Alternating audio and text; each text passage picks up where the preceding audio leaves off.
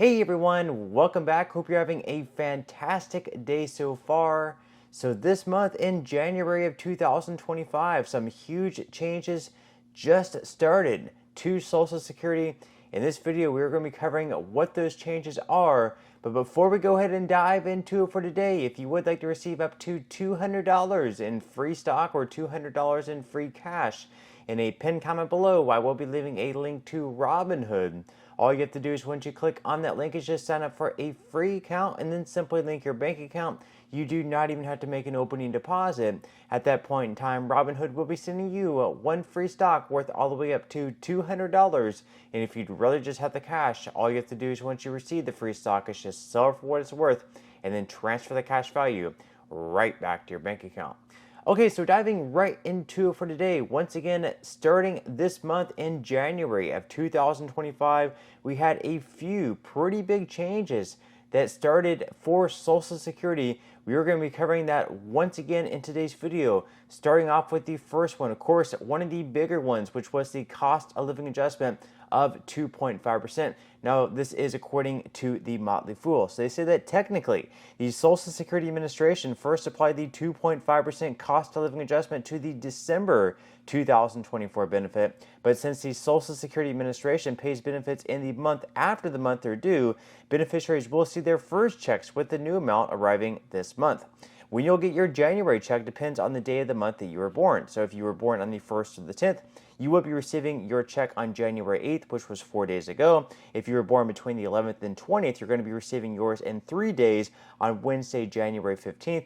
And if you were born between the 21st and 31st of any given month, in that case, you will be receiving your check 10 days from now on January 22nd. And then, of course, if you receive SSI benefits, you would have actually received your check back on December 31st because January 1st is a federal holiday. So you received your cost of living adjustment just 1 day earlier. Now, as far as the breakdowns go of how much you can expect to receive, you should have already received a letter in the mail or a notice online if you do have a My Social Security account, which should break down everything that you're supposed to receive, everything that's taken out, stuff like that. But up on the screen here, you can see some averages and maximums.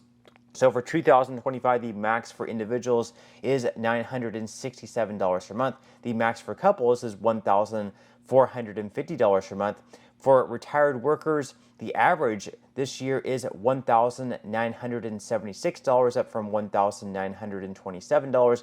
And then for all disabled workers, the average is going to get boosted up to $1,580 this year, up from $1,542 of last year. Now, moving on to the second change coming to Social Security starting this month is that there are going to be higher Social Security work credit requirements. So workers will have to earn a little bit more in order to earn their 2025 Social Security work credits.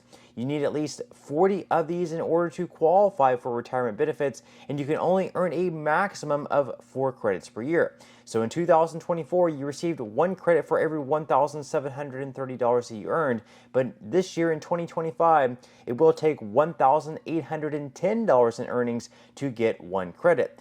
However, this shouldn't pose a significant challenge to most workers, as even many part-time employees will earn the $7,240 needed to get their 4 work credits in 2025. So if you're still working and you are not yet qualified for Social Security benefits, that is how you get qualified for work credits per year, working at least 10 years. That will total 40 work credits, and you will have to earn at least that amount in order to earn those credits. Now, moving on to the third change coming to Social Security once again starting this month is that there is going to be a higher ceiling on Social Security payroll taxes. So some workers could lose more money to Social Security payroll taxes in 2025 because the taxable wage base has gone up. In 2024, you only pay these taxes on your first $168,600 in earnings, but in 2025, you will owe them on the first $176,100 that you earn. Most of us already pay Social Security taxes on all of our income, so this isn't a huge issue, but high earners could find themselves paying an extra $465 per year in taxes if they're traditionally employed, or $930 per year if they are self-employed. So basically, if you're still in the workforce or if you're retired, in the workforce, you will have to pay these Social Security payroll taxes. Now, there's some people in Congress and some Americans that argue this cap should be lifted entirely, that it shouldn't just be on the first $168,600 you earn.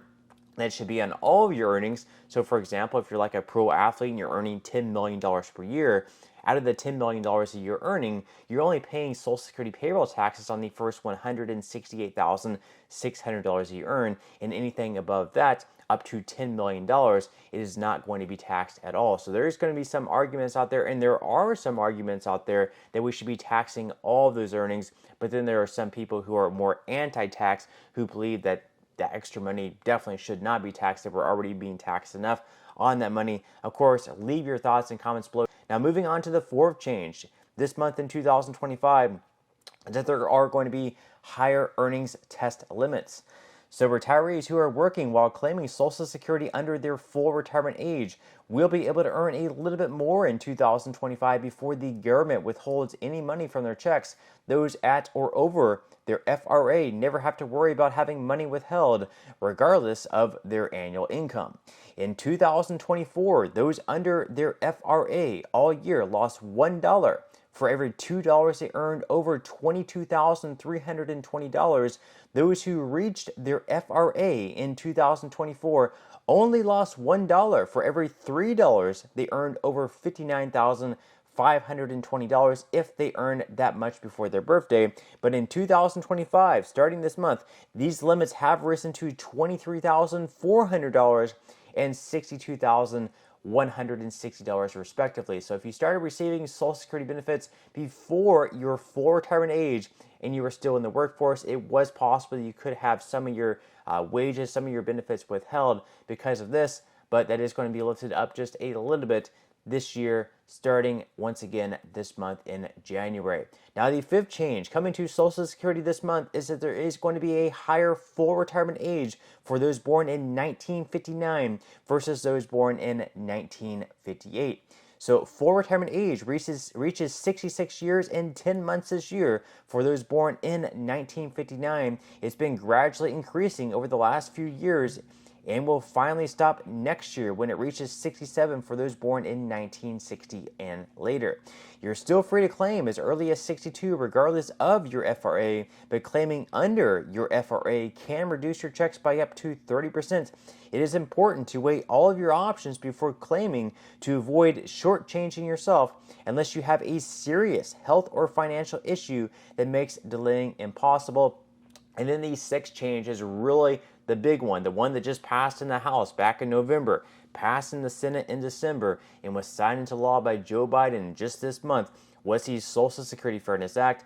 So this is what this is going to do is it's going to repeal both the windfall elimination provision as well as the government pension offset. So if you were a public sector worker and you did not pay into the Social Security Trust Fund under those jobs, so if you're like a police officer, a teacher, or any job that did not contribute to Social Security, but you had your own pension program, but on top of that, maybe in the summer or maybe at a different part of your life, maybe after you retired or before you got into that career, you did work in the private sector and you earned enough work credits. You earned at least 40 work credits paying into Social Security.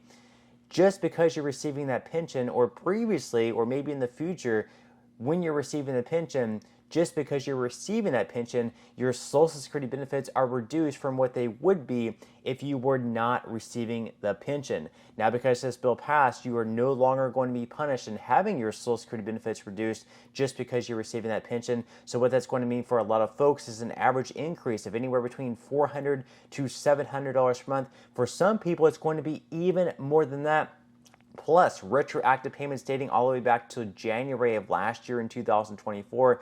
So whenever they finally pick up the payments, you are going to also receive all of the payments you missed out on from January 2024 all the way to current date. So obviously that is really, really going to be huge as well. But with that said, leave your thoughts and comments below. Which of these changes are your favorite? Which changes would you like to see happen in 2025? Leave your thoughts and comments below, but that's all we have for today's video, and I will see you in the next one.